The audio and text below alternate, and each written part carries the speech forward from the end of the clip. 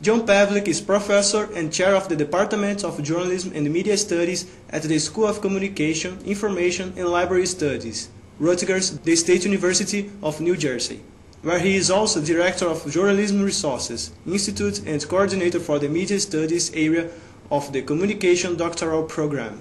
Pavlik and his crew are developing a revolutionary kind of doing journalism. It is a mix of video game, Google Earth and Wikipedia. The person wears the device which has the same appearance of an ordinary pair of glasses, and dances in some places and buildings with a 3D outfit. If the user gets interested, he or she has just to choose which information he wants to know or she wants to know, letting him or she to watch images from the past, texts and sounds. Everything in your head in translucent lenses. How the information will be added to the system you mentioned?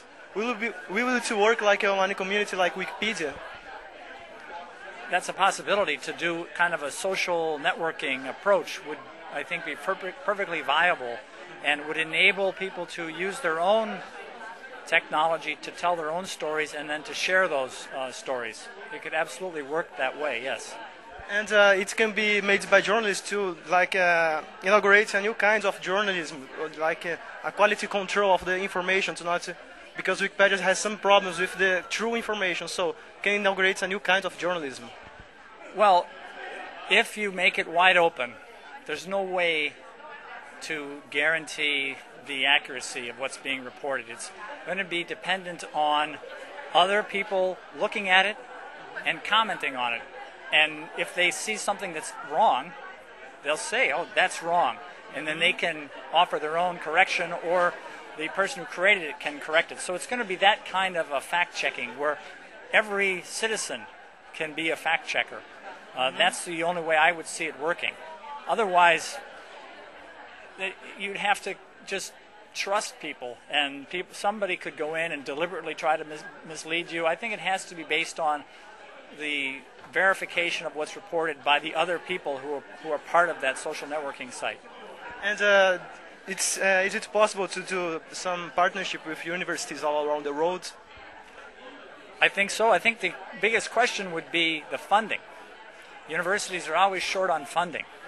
So if there's funding available, I think that collaboration would be a very attractive idea.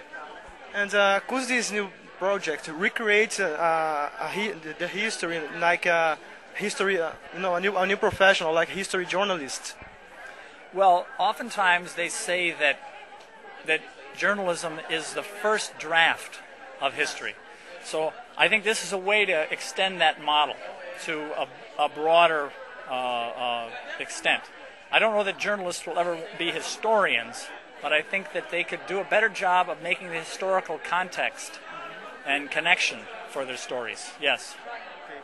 And how do you think the nanotechnology that is growing up will interfere in this project and the portability and the price of the devices? I think that the technology will continue to be easier to use, less expensive, lighter weight, more compact. Those are all the trends that are happening.